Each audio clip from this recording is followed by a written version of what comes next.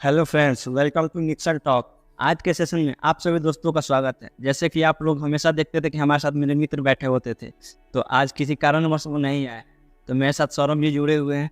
आज का जो भी बातचीत होगा इनके द्वारा होगा। तो सौरभ, मैं आपसे एक बात बताना चाहता हूँ कि अभी फिलहाल में एक न्यूज आया था जिसमें कि वर्क फ्रॉम होम के लालच देकर 1 करोड़ 12 लाख का साइबर फ्रॉड हुआ है। इसमें हुआ ये है कि ये गुरुग्राम के साइबर क्राइम यूनिट ने 2 लोगों को गिरफ्तार किया है, जो कि गेमिंग के नाम पर उसके साथ फ्रॉड किया। लगभग 1 करोड़ 13 लाख का फ्रॉड किया गया है। तो इसमें 2 लोग गिरफ्तार भी हुए। इस सब चीज़ से अगर किसी को बचना हो तो कैसे बचे?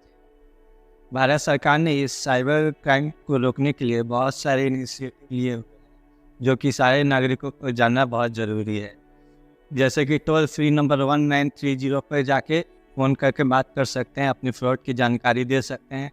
दूसरी बात, अपने खुद पे अवेयर रहना सीखना चाहिए कि कोई बोले कि पैसा है, ऐसे नौकरी है, खुद कंफर्म कर ले, फिर उसके बाद किसी पे भरोसा करना चाहिए। कहीं से भी अननोन नंबर से कॉल आता है पैसे से रिलेटेड, बैंक से रिलेटेड, तो उसमें भी हम लोग वेरीफाई कर सकते हैं। आरबीआई ने सारे बैंकों को ये गाइडलाइन दिया हुआ है कि आप अपने कस्टमर को ना इसके प्रति जागरूक कीजिए कि ऐसे कोई रैंडम व्यक्ति ना फ़ोन करके आपसे कोई ओटीपी वगैरह नहीं पूछ सकता है। बैंक का कोई कर्मचारी हो तो ऐसे नहीं पूछ सकता, ये सिर्फ फ्रॉड की कैटेगरी में आएगा। कुछ सतर्क रहना चाहिए। तो जैसे कि अगर मान लो किसी से फ्रॉड हो गया, उसके बाद वो क्या करे, ताकि उसका मतलब कुछ चांस बने कि वो पैसा वापस ले सके? हाँ, तो उसके लिए साइबर क्राइम एक पोर्टल आता है, नेशनल साइबर क्राइम पोर्टल में ना, जिसका लिंक आपको डिस्क्रिप्शन में मिल जाएगा। उसमें जाकर आप रजिस्ट्रेशन करवा सकते हैं, तो उसमें अपनी कंप्लेंट दर्ज कर सकते हैं। उसमें बहुत सारे कंप्लेंट दर्ज किया गया है और उसमें से बहुत सारे पे एक्शन भी लिया गया है, एफआईआर के तौर पे उसको लिया गया है। तो जैसे कि एआई आ गया है, तो इससे फ्रॉड बढ़ा है या घटा है, आपको क्या लगता है? देखिए, एआई के आने से ना एक बोल सकते हैं फ्रॉड बढ़ा भी है और घटा भी है। फ्रॉड बढ़ने का कारण ये है कि लोग खुद अवेयर नहीं है, लोगों की गलती है। लोग खुद जल्दी से ट्रस्ट कर लेते हैं, किसी पर वेरीफाई नहीं करते हैं कि क्या ये सही मामला है कि नहीं। और दूसरा, एआई के चलते ना बहुत सारे चीज़ जैसे इंक्रिप्टेड हो गई, सिक्योर हो गई है ना, कि जिससे जल्दी से साइबर अटैक नहीं हो सकता। वो तो आदमी की गलती होती है कि उस पर मान लेता और यही ओटीपी वगैरह शेयर करके खुद ही फंस जाता है। तो एआई से आप बोले कि जल्दी भरोसा कर लेता है, तो कैसे भरोसा ना कर? जैसे कि एआई से तो साउंड भी चेंज हो जाता है, सामने वाला किसी का बारे में बात कर सकता है, तो ट्रस्ट बन जाता है। वही तो बोल रहा है कि वेरीफाई कर सकते हैं, दूसरे माध्यम के थ्रू वेरीफाई कर सकते हैं, बैंक में जाकर पूछ सकते हैं।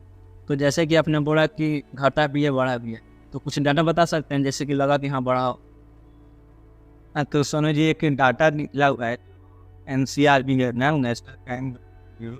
तो डाटा पब्लिश करती है कि यहाँ साइबर फ्रॉड कितना हुआ है, कैसे बचा जाए, सारा डिटेल देती है। 1 साल होता। हाँ, हर साल जारी करती है। उसके अनुसार ये बताया गया है ना कि जो 40,000 इंसिडेंट है ना साइबर क्राइम का, वो हर साल रिपोर्ट होता है इंडिया में। और 30,000 वेबसाइट है ना इंडिया में, हर साल 30,000 वेबसाइट इंडिया में हैक होता है।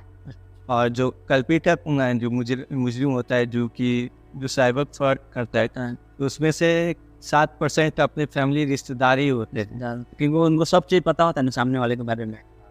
और दूसरा हो गया ये 5% स्टूडेंट होते हैं, 3% एम्प्लॉयज सब होते हैं, और 2.5% बिजनेस पार्टनर वगैरह होते हैं। और ये होता है ना, पिछले साल से अभी तुलना किया जाए तो 69% साइबर क्राइम का ना रिपोर्ट बहुत तेज़ी से बढ़ा है।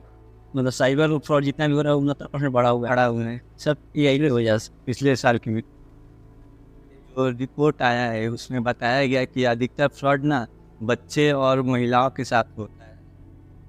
क्योंकि बच्चों के साथ मुझे लग रहा है इसलिए हो रहा होगा, क्योंकि बच्चा लोग है तो पैसा कमाने का बहुत ज़्यादा उत्सुकता होता है, क्योंकि घर से उतना ज़्यादा पैसा मिलता नहीं है। या कोई बोलता है कि आप 5,000 दो, मैं उसको 10 करूँ, वो दे देते हैं।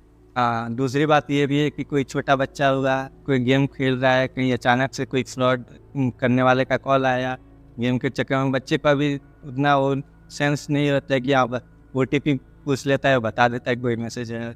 ऐसे औरतों में ये है कि अधिकतर औरतें मतलब ना पहले की जो औरतें हैं वो उतने टेक्नोलॉजिकली वो नहीं है, इसलिए कोई भी आसानी से उनको ना चूना लगा के चला जाता है। हॉस्पिटल बना रहे।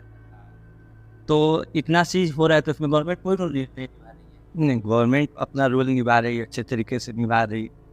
उसमें ना एक रिपोर्ट ये भी आया है कि जो पहले से जितना भी अरेस्ट होता था ना पिछले साल, तो उसमें 74% का ना बढ़ोतरी हुआ है कि कोई क्राइम किया उसको अरेस्ट कर लिया गया है। अरेस्ट के मामला भी बहुत तेज़ी से बढ़ रहा है, यानी कि लोगों को इंसाफ भी मिल रहा है।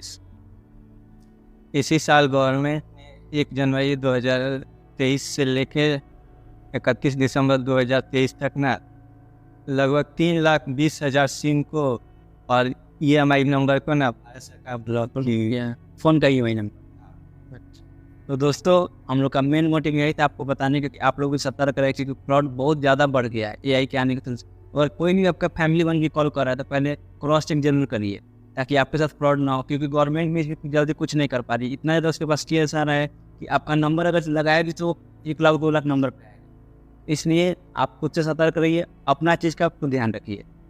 तो इसी के साथ हम लोग वीडियो इन करते हैं। अगर अच्छा लगा हो तो लाइक शेयर सब्सक्राइब जरूर कीजिए और मिलते हैं ऐसे ही अगले। तब तक के लिए धन्यवाद। थैंक यू दोस्तों।